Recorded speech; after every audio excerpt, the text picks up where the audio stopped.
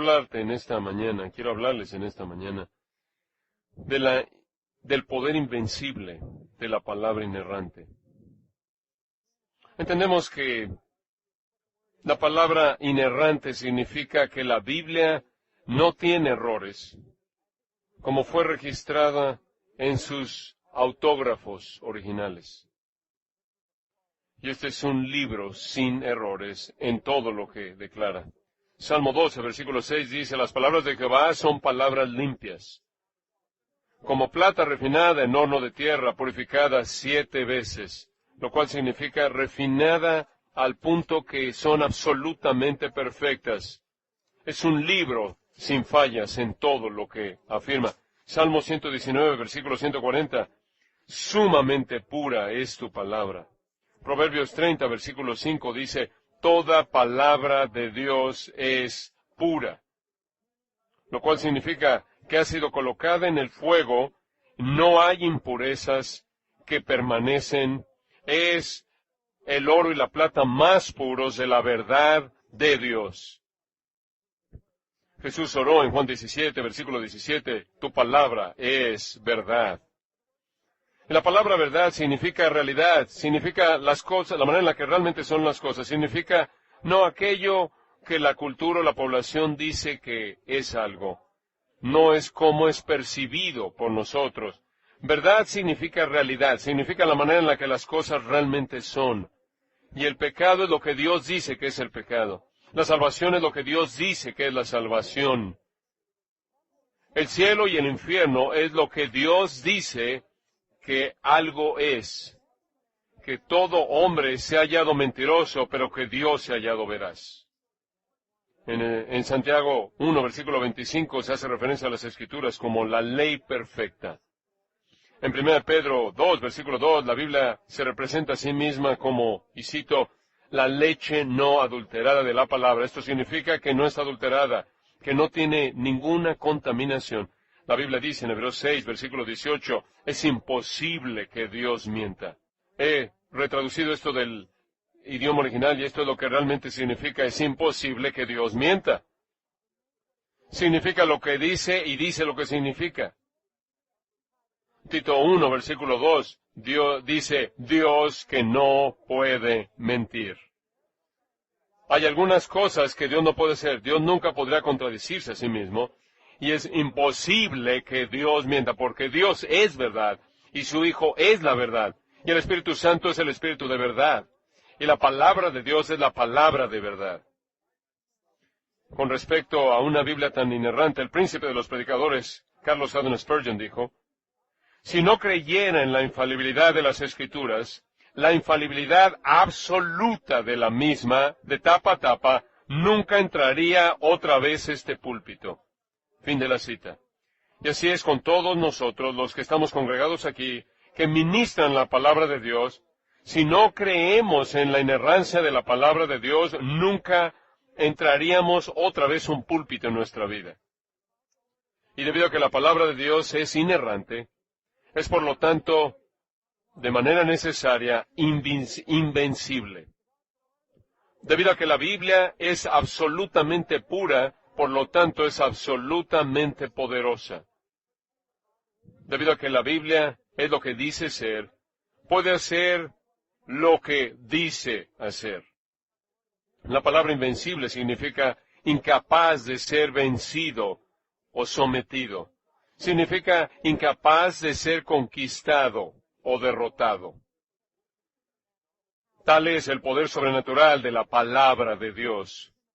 Y la Biblia es tan invencible que demanda muchos símbolos diferentes para expresar el todo de su poder. Es como, la Biblia es como un diamante hermoso que tiene muchos diferentes cortes y cuando lo tienes a la luz de algo, cada lado está reflejando la belleza de cierto lado y ningún símbolo en sí de la Biblia puede expresar el todo y por eso demanda se necesitan muchas diferentes analogías y metáforas. Inclusive para poder tratar de entender la totalidad de la palabra del poder invencible de la palabra inerrante. Y entonces lo que quiero hacer para nuestra sesión juntos es presentarles 7 símbolos de las Sagradas Escrituras, 7 metáforas, 7 analogías que se encuentran en la Biblia misma. Cómo la Biblia se representa a sí misma para nosotros. Quiero animarlos a que los escriban. Los animo a que los escriban en la parte de atrás de su Biblia. Los animo a que prediquen este bosquejo. Los animo a que enseñen esto como una lección. 7 símbolos. 7 símbolos de las Sagradas Escrituras. Quiero que piensen conmigo en primer lugar a partir de Hebreos capítulo 4. Hebreos capítulo 4, versículos 12 y 13. Número 1, la palabra de Dios es una espada que penetra, una espada que perfora. No es un Q-tip que hace cosquillas. Es una espada que penetra, no es una pluma, es una espada. Y si la palabra de Dios no es una espada en tu mano, no estás predicando la palabra de Dios. En Hebreos capítulo 4, comenzando en el versículo 12, quiero ver los versículos 12 y 13. Y quiero que observen conmigo, en primer lugar, lo que la Biblia es, y en segundo lugar, lo que la Biblia hace. 2 cosas. En primer lugar, lo que la Biblia hace al principio del versículo 12. Porque dice, porque la palabra de Dios, no es la palabra de los hombres, no es la palabra de la cultura, no es la palabra de la sociedad, no es la palabra de la tradición, no es la palabra de la religión, es la palabra de Dios y ha descendido a nosotros desde arriba. No se ha originado dentro de nosotros, dentro de este mundo, ha descendido desde el trono de Dios arriba. Es la palabra de Dios. No solo es la palabra de Dios, sino que en segundo lugar es la palabra viva. Dice, porque la palabra de Dios es viva. Esto significa que está viva. Habla en esta hora misma. De hecho, ahí en Hebreos capítulo 3, versículo 7, noten, si son tan amables, el tiempo verbal de esto, por lo cual como dice el Espíritu Santo, y después él cita del Salmo 95, 7, no dice dijo, tiempo pasado, sino que el Espíritu Santo dice a través de su palabra, tiempo presente, este libro está vivo. De hecho, este es el énfasis que se hace por el escritor aquí. En el original, en el idioma original, el orden de las palabras es este. Viva, porque la palabra de Dios es. Lo coloca en la posición enfática. El autor del libro de Hebreos está subrayando esto, y eso debe brincar de la página a nuestra vista. Esto no solo es un libro antiguo, este no solo es un libro viejo, este libro está vivo. Martín Lutero dijo, la Biblia está viva, me habla, tiene pies, me persigue. Tiene pies, dijo Lutero, la Biblia me persigue, tiene manos, me agarra. Este libro te agarra del corazón. En Juan 6:63 el Señor dijo, las palabras que os he hablado son espíritu y son vida. Cualquier otro libro en realidad es un libro muerto, a menos de que contenga la palabra viva de Dios. Debido a que este libro es vivo y habla a toda generación, en todo continente, en todo lugar, ha sido bien dicho que este libro está más actualizado que el periódico de mañana. ¿Quieres tener un ministerio contemporáneo? Predica la Biblia. Es el mensaje más contemporáneo y relevante. De hecho, esta palabra activa significa energético. Está lleno de actividad. Cuando yo abro este libro, ha habido muchas veces cuando entro al púlpito física y emocionalmente cansado, y apenas puedo llegar al púlpito, y abro este libro y está lleno de energía divina. Este libro nunca está cansado, nunca le falta vida. Este libro siempre está llevando a cabo su obra en el mundo. Este libro nunca está en día de reposo. Este libro nunca necesita descansar. Este libro está activo.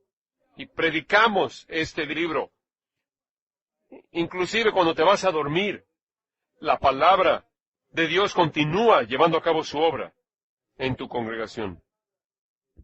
Y dice la palabra que es viva y eficaz.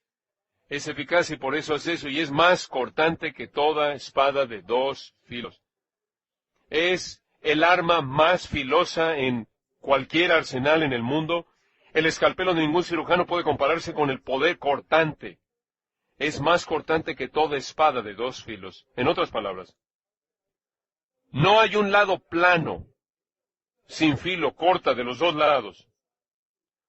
No hay un libro plano en el canon. No hay un capítulo sin filo. No hay un versículo que no sea filoso en la Biblia entera. Eso es lo que la Biblia es. Y nunca debes ir al púlpito en el que estoy. Nunca puedes ir al púlpito sin ella. Eso es lo que es. Observa lo que hace. En primer lugar, penetra. Lo pueden ver a la mitad del versículo 12. Penetra hasta partir el alma y el espíritu. Este libro está tan afilado que penetra más allá de las fachadas de los hombres y mujeres. Va más allá de las excusas que presentan. Llega a las profundidades del corazón. Corta hasta la médula de la persona interna y llega al fondo de la vida de uno. Cualquier otro mensaje humano es superficial, simplemente se queda en la superficie, masajea el ego, puede masajear la parte de afuera, pero este libro penetra hasta las profundidades de una persona misma, va más allá de la superficie. No corta meramente lo de afuera, sino que penetra hasta los órganos vitales, hasta el corazón. Y noten en segundo lugar, no solo penetra, sino que juzga. Y puede juzgar.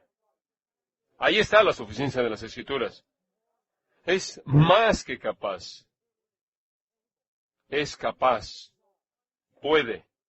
Y discierne. Críticos significa criticar, una crítica.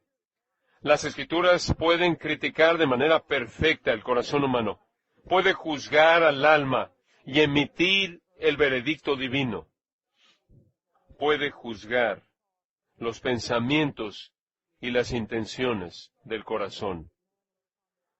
El hombre mira lo que está delante de sus ojos, pero Dios ve el corazón. Y el ministerio de esta espada filosa de doble filo consiste en penetrar y juzgar lo que nadie más puede ver, lo que tú solo sabes de ti mismo, ni siquiera lo que ha sido dado a conocer por ti, por la palabra, entra a tal profundidad, hasta lo más profundo de tu alma y las profundidades de tu espíritu, que puede juzgar los pensamientos.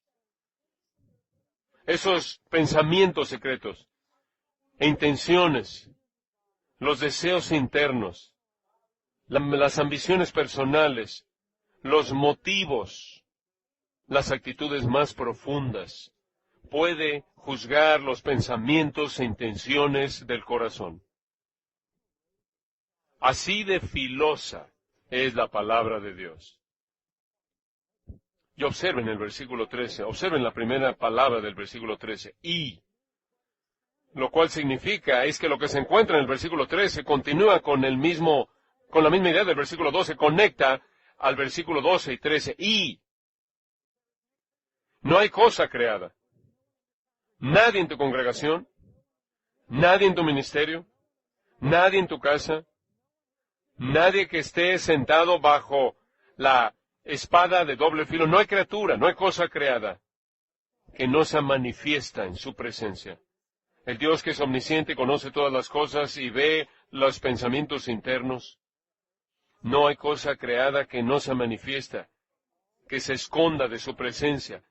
Antes bien, todas las cosas están desnudas, y en este contexto lo que esto está diciendo es que Dios ve el corazón interno mucho antes de que la palabra que penetra corte al alma para cortar las capas del corazón del hombre conforme la palabra es ministrada.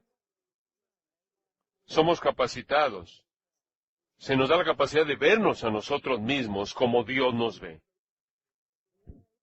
Podemos ver algo de lo que Dios ve cuando Dios ve las profundidades de nuestros corazones. No hay cosa creada que no se manifieste en su presencia. Antes bien, todas las cosas, por favor noten, todas las cosas, pensamientos, deseos, motivos, actitudes, todas las cosas están desnudas Están desnudas.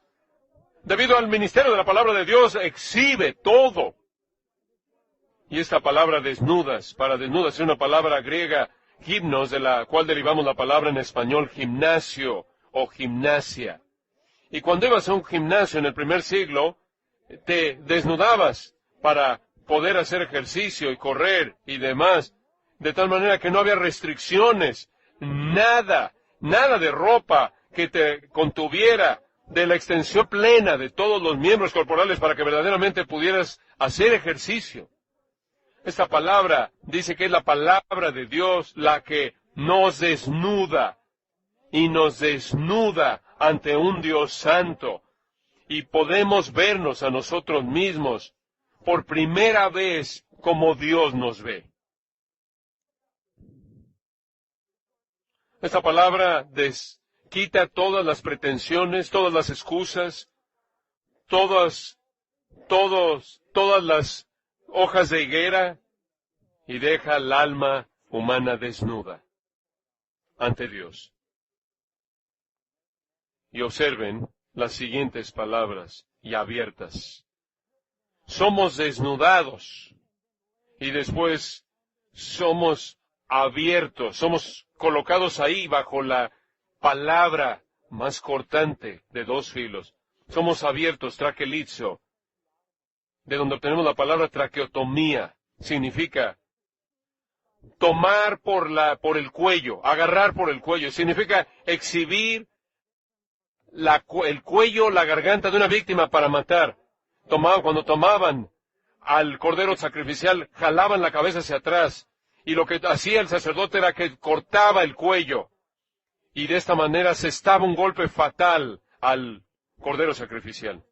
Y eso es lo que la palabra de Dios hace. Da el golpe fatal al orgullo, da el golpe fatal a la justicia personal y a la suficiencia personal y a la lisonja personal. Abiertas a los ojos de aquel a quien tenemos que dar cuenta. O mejor, a quien tenemos que responder o a quien debemos darle una respuesta. Es la palabra de Dios que establece nuestra rendición de cuentas a Dios.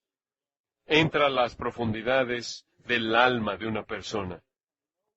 Y nadie será salvo fuera de esa convicción que exhibe el alma delante de Dios, para dejar a uno en un sentido de convicción de pecado y en una necesidad desesperada de un Salvador y de su gracia, que puede llevar a cabo una cirugía de corazón abierto y dar un corazón nuevo.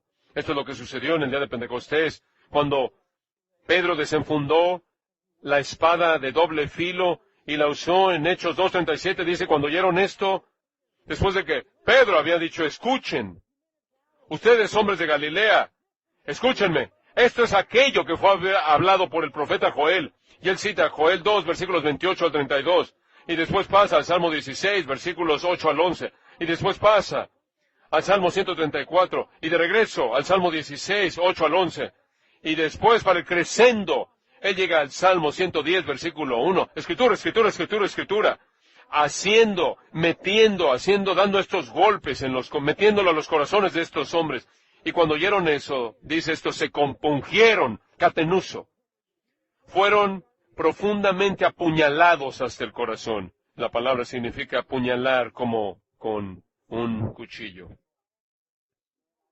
Caballeros, nos llamo, conforme ministramos la palabra de Dios, a que tomemos la espada que es más cortante que dos filos. Es el arma invencible del ministro. Nunca entres al púlpito desarmado. Desenfunda la espada, usa la espada del Espíritu. El arma de nuestra batalla, porque las armas de nuestra milicia no son carnales, sino poderosas para la destrucción de fortalezas. Derriba, haz a un lado cualquier otro cuchillo, haz a un lado cualquier otro utensilio diseñado por el hombre y toma la espada del Espíritu, la cual es la palabra de Dios. Este es número 1.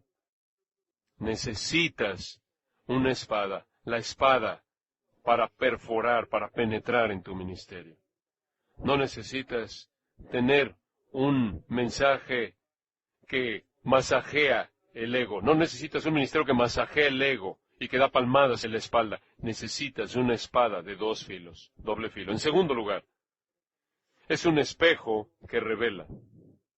Pasa a Santiago capítulo 1. Santiago capítulo 1, versículo 23. Y quiero que noten en segundo lugar que una vez que el corazón ha sido abierto y la cavidad del pecho es desnudada por la espada del Espíritu que ha penetrado ahora, el espejo de la palabra es levantado en alto. En Santiago 1, versículo 23, leemos, porque si alguno es oidor de la palabra, pero no hacedor de ella, estamos hablando de la palabra de Dios. Y él está diciendo, si alguien oye, pero no obedece, este es semejante, es una analogía, este es semejante al hombre que considera en un espejo su rostro natural. Observe esto, en un espejo. Él está asemejando la palabra de Dios a un espejo. ¿Y qué haces con un espejo? Un espejo te da conocimiento de ti mismo. Un espejo te capacita para verte a ti mismo como realmente eres. Un espejo te lo presenta tal como eres. Un espejo presenta un reflejo verdadero y una revelación verdadera de lo que hay adentro. Hay un sentido real en el que realmente no me conocí a mí mismo, sino hasta que comencé a leer la palabra de Dios. Yo nací en 1951, en esa época de los que estaban en una generación única, de una generación nací en una casa, la de Norman Rockwell, fui el primero de varios hijos, mis padres. Mi madre me amaba, mi padre me amaba, mi madre me adoraba. Mi esposa todavía está tratando de corregir eso. Y encima de eso, la hermana de mi mamá vivía ahí donde yo crecí. Tenía dos madres que me consentían, me hacían todo, me afirmaban, me alababan. Y además jugaba fútbol americano, básquetbol, béisbol y corría. Estaba en atletismo. Estaba yo en ciertos certámenes, a mí se me daban trofeos, y te aplaudían las porristas. Fui a la universidad, jugué fútbol americano, y te aplauden las comunidades de alumnos, las fraternidades. Y después comencé a leer mi Biblia.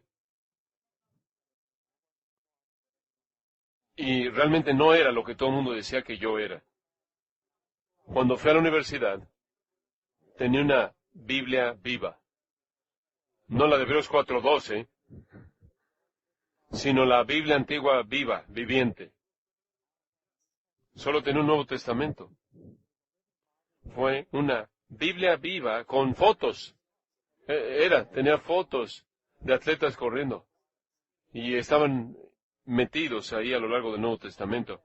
Y tomé llevaba ese libro a donde quiera que iba a clase, y estaba ahí en el pasillo, y me sentaba ahí, y estaba leyendo mi Biblia, y tenía ahí plumas, y no tenía ningún comentario, no tenía ninguna Biblia de estudio, no tenía ningún libro cristiano en absoluto. Lo único que tenía era una Biblia, y varios colores, y simplemente leí mi Nuevo Testamento, y semana tras semana tras semana. Me lo llevaba al dormitorio, me lo llevaba al entrenamiento, me lo llevaba ahí al comedor.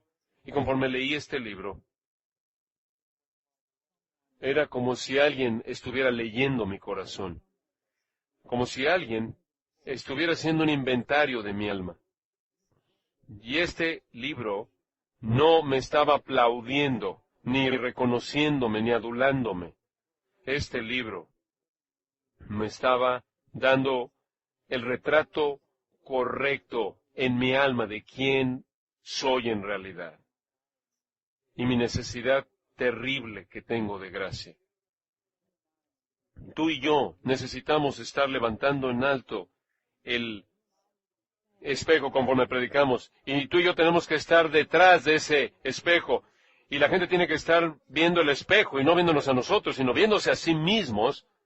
Muchas veces cuando he predicado, salgo ahí a la sala y puedo ver ahí en mi visión periférica, ahí en la esquina, un hombre penoso cuya esposa lo ha hecho venir a la iglesia y está esperando que todo el mundo se vaya para que él pueda acercarse a mí en privado. Y lo veo que se acerca y se me acerca y me dice esto, después de que ha oído la predicación de la palabra de Dios. ¿Has estado hablando con mi esposa? Parece que yo conozco más de él de lo que él conoce de sí mismo. Y yo le dije, no he hablado con tu esposa en absoluto.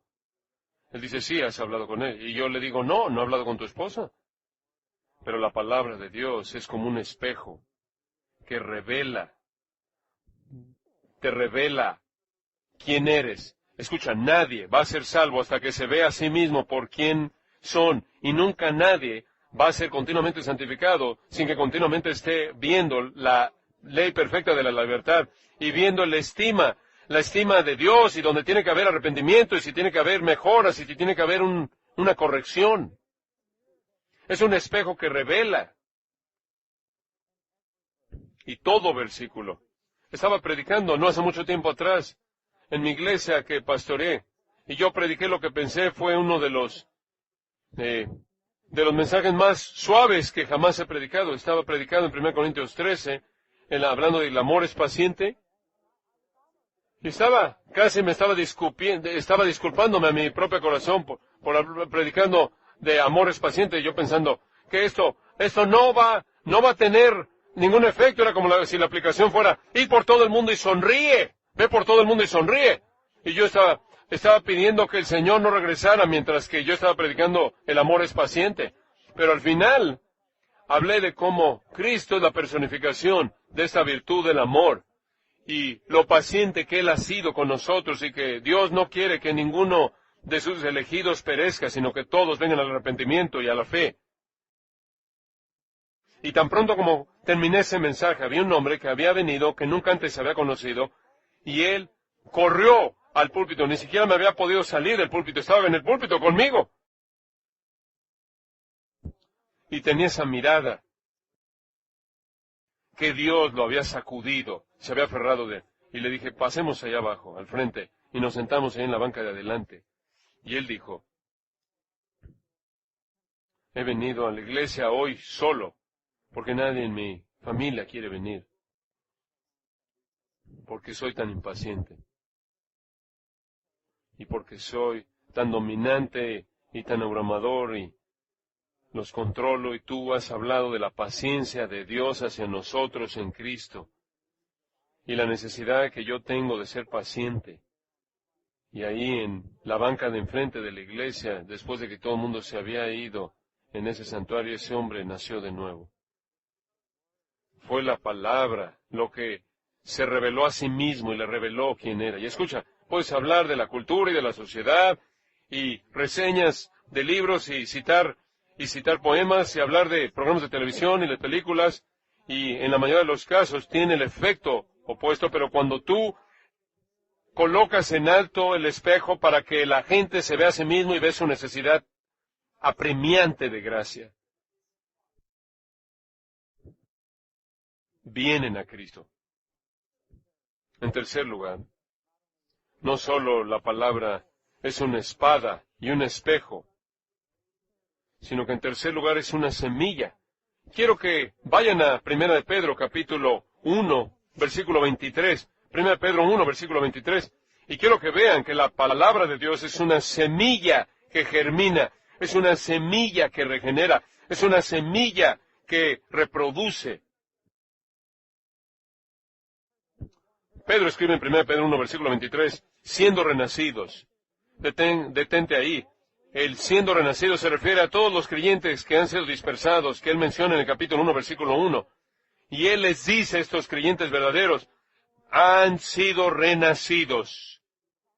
Es un pasivo perfecto participio, lo cual significa es que esto ya pasó en el pasado y fueron pasivos y alguien actuó sobre ellos. Esto es lo que llamamos la regeneración soberana. Esta es una regeneración monergista. Es Dios actuando sobre el alma espiritualmente muerta. Ustedes han renacido. El nuevo nacimiento es la vida de Dios en el alma del hombre. Es el alma espiritualmente muerta que ahora se ha vuelto la destinataria de la vida de Dios. Y una persona se convierte en una nueva criatura en Cristo, y las cosas viejas pasaron, y aquí todas son hechas nuevas. Y ha recibido una nueva vida en Cristo, totalmente diferente de cualquier cosa que has experimentado a este punto. De hecho, es vida eterna lo que ha venido a ti, al alma. Es la vida de la época venidera en el alma. El cielo viene a nosotros antes de que nosotros inclusive lleguemos al cielo. Y Él dice, siendo renacidos. Y Él presenta una afirmación negativa y después una afirmación positiva. Primero, la negación. Así es como no nacieron de nuevo. No de simiente corruptible. Simiente o semilla. Una simiente corruptible solo puede reproducir una vida que es semejante a la suya. Las semillas de manzana no producen naranjas. Las semillas de manzana producen árboles de naranja y el fruto de la manzana. Hay un principio fundamental en la vida. Lo que es de cierta naturaleza da lugar a algo que es de la misma naturaleza. Él dice, no renacieron de una simiente corruptible. La vida eterna no se lleva a cabo por una simiente corruptible que solo da vida temporal. No. Dice, sino. Y Martin Lloyd Jones dijo, gracias a Dios por los sinos en la Biblia. Sino de incorruptible, y añadiríamos la palabra simiente. Simiente, una simiente o una semilla es algo maravilloso, contiene un embrión de una planta dentro de ella, lista para germinar y propagarse. Dentro de una semilla está la capacidad de reproducirse. Es capaz de germinar. Y Él dice que hemos renacido de semilla incorruptible. ¿Y qué es esta semilla? Él dice que es por la palabra de Dios que vive y permanece para siempre. Una vida sobrenatural solo viene de una semilla sobrenatural. La vida eterna solo viene de una semilla que es viva y permanece para siempre. Escucha, será más fácil crecer cedros al plantar canicas que alguien salve sin que se implante esta simiente imperecedera en la tierra preparada de sus corazones. Jesús habló de esto en Lucas 8, versículo 5. Él dijo, la semilla es la palabra de Dios. Y está viva. Esto es lo que Hebreos 4:12 dijo. Produce una vida que nunca perece, que nunca muere. Como dice en Juan 11, versículo 25, aunque mueran, vivirán para siempre.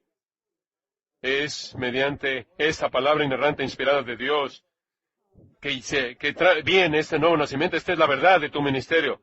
Tú siembras, tú cosechas lo que siembras.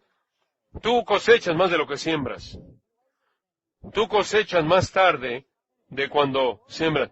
Y si tú siembras un mensaje bajo, vas a cosechar una iglesia baja. Y si tú siembras humanismo secular y psicología popular y tendencias mundanas y tradiciones religiosas y liderazgo corporativo e ideologías culturales y pensamientos filosóficos y experiencias personales y comentarios políticos, vas a cosechar una iglesia no convertida. Pero si tú siembras la simiente que vive y permanece para siempre bajo los auspicios de la palabra de Dios, el único que puede hacerla germinar, tendrás a la iglesia regenerada. Spurgeon dijo, prefiero hablar 5 palabras de este libro que 50,000 palabras de los filósofos. Si queremos avivamientos, debemos avivar nuestra reverencia hacia la palabra de Dios.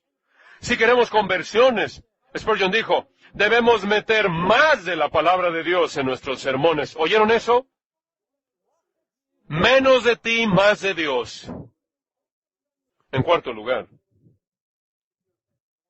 La palabra de Dios es leche que nutre.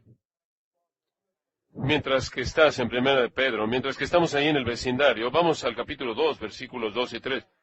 Y una vez que uno ha sido soberanamente regenerado por el Espíritu Santo de Dios, haciendo que la semilla de la palabra germine y dé vida, dice en el versículo 2 de 1 Pedro 2, él habla de la leche, del crecimiento espiritual de alguien que ha nacido de nuevo. Y él hace otra analogía. Y él dice, como niños recién nacidos, todos los creyentes siempre deben ser como niños recién nacidos. Nunca debes dejar de ser como un niño recién nacido. Nunca avanzas al lugar en el que tienes madurez espiritual, en el que alguien en tu ministerio, ni tú que sirve, debe estar más allá de ser como un niño recién nacido. Siempre debes estar deseando la palabra de Dios como un recién nacido desea la leche. Por eso dice, desead. Dice, clamen, anhelen, que tengan un deseo intenso, que tengas una sed dominante singular. Como niños, desead como niños recién nacidos, la leche espiritual no adulterada. Ahí está la inerrancia de las Escrituras, la leche no adulterada o pura. Es la fuente primordial de nutrición. Los bebés pueden digerir la leche. Antes de que puedan digerir otro tipo de alimento, la leche contiene anticuerpos que proveen protección de las enfermedades. La leche contiene nutrientes que producen el crecimiento. Conforme ministramos la palabra de Dios, debemos estar alimentándole a nuestra congregación. La leche de la palabra es una dinámica, es un crecimiento, es un estimulante de crecimiento espiritual dinámico. El desarrollo espiritual de nadie va a poderse llevar a cabo si no ingieren la palabra de Dios. Nadie va a vivir al mismo nivel del nivel de ingestión de la palabra de Dios, pero nadie va a ir más allá de la medida de la palabra de Dios que se está derramando en nosotros como la leche. Y nos da la razón, ¿por qué? En el versículo 2, ¿para qué? Una afirmación, declaración de propósito, ¿para qué? Por ella. Y el por aquí es por el medio de la palabra de Dios. Este es el medio ordinario de la gracia.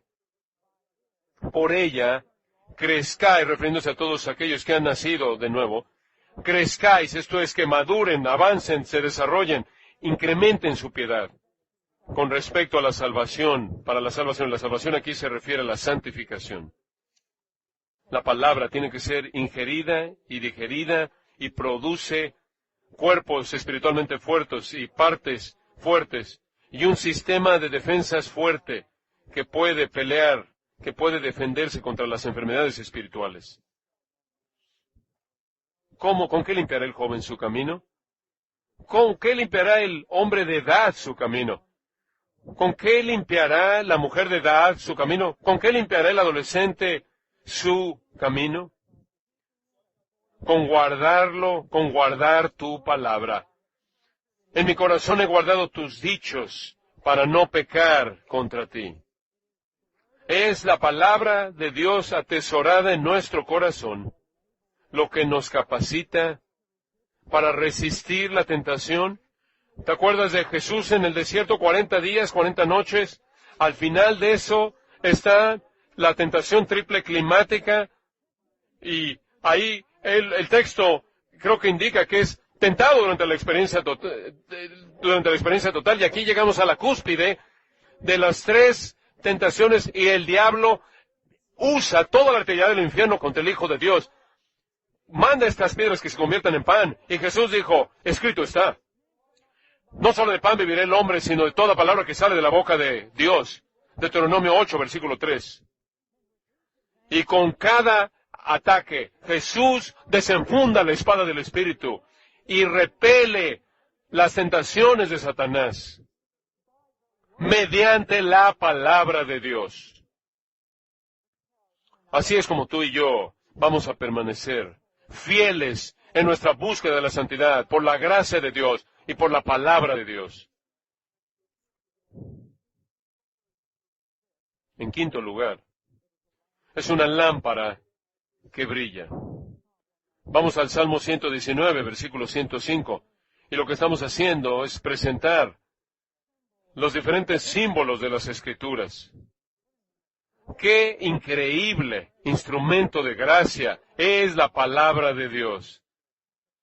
Es una espada que penetra, es un espejo que revela, es una semilla que germina, es leche que nutre, es una lámpara que brilla. Salmo 119, versículo 105, ustedes conocen este texto muy bien. Lámpara es a mis pies tu palabra y lumbrera a mi camino.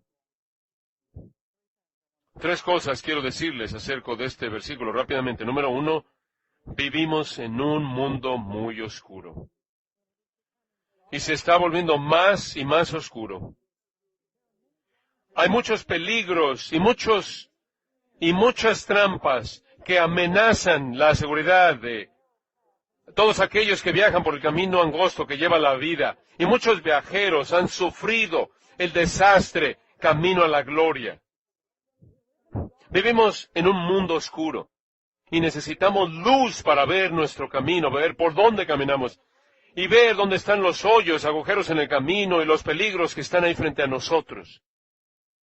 Y en segundo lugar, no solo vivimos en un mundo peligroso y oscuro, sino que la palabra de Dios es lámpara que nos da la luz necesaria para todos los viajeros que están caminando por ahí.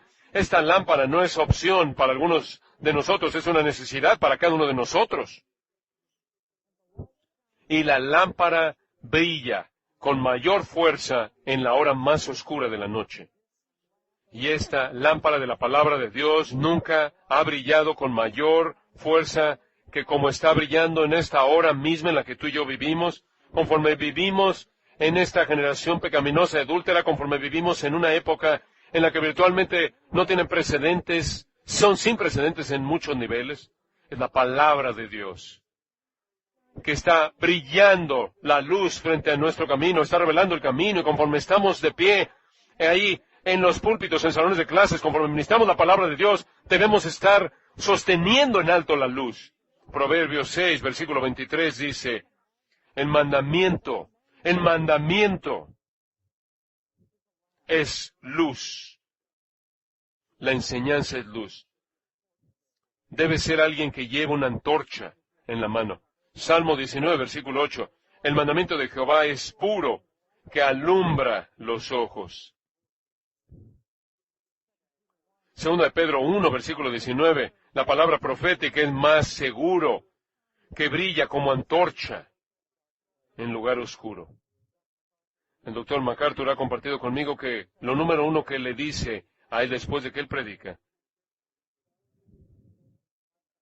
¿qué crees que es? Oh, ahora lo veo.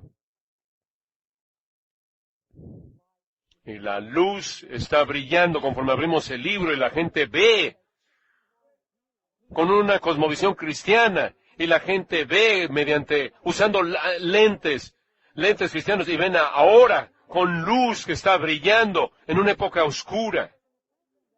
Y lo tercero que quiero que vean es que dice, lámpara es observen, mis pies tu palabra. Y el énfasis aquí no está en la cabeza, no en los oídos, no en el corazón, sino que está en los pies. Y presupone que entra por la cabeza y viene a través del oído, los ojos, y presupone que esta luz está brillando en el corazón, pero no se detiene ahí, ¿verdad? Y no es real, sino hasta que afecta los pies. Y lo que aprendemos es lo que tenemos que vivir y practicarlo. Y dice, lámpara es a mis pies tu palabra. James Montgomery Boyce escribe, no sabemos cómo vivir nuestras vidas, pero la Biblia brilla en el camino frente a nosotros para exponer los caminos peligrosos y equivocados que podamos tomar y alumbra los correctos. Es la palabra inerrante lo que da guía infalible. Spurgeon dijo, todo en el servicio de los trenes depende de la precisión de las señales. Cuando estas señales están mal, la vida será sacrificada. En el camino al cielo necesitamos señales que no estén equivocadas, o las catástrofes serán mucho peores. Y solo hay una fuente que nos da señales infalibles y una guía inerrante, y es la lámpara de la palabra de Dios que tenemos. Tu iglesia, tu púlpito, tu salón de clases, tu estudio, tiene que ser el lugar con mayor luz en tu ciudad. Tu ministerio tiene que estar brillando con mayor luz que 1000 soles que están en el cielo arriba, penetrando en la oscuridad. 6. Número 6. La palabra de Dios es un fuego que consume. Pasa a Jeremías, capítulo 23, versículo 29. Jeremías 23, versículo 29, en donde leemos que la palabra de Dios es un instrumento poderoso como fuego que consume. En Jeremías 23, versículo 29, en esta sección que está tratando con los profetas falsos, Dios es el que está hablando. Jeremías es el secretario. Y Dios declara, y Jeremías registra esta pregunta de los labios de Dios. ¿No es mi palabra como fuego? Esa es una pregunta retórica. La respuesta a la cual es tan obvia que Dios ni siquiera va a responder a la pregunta.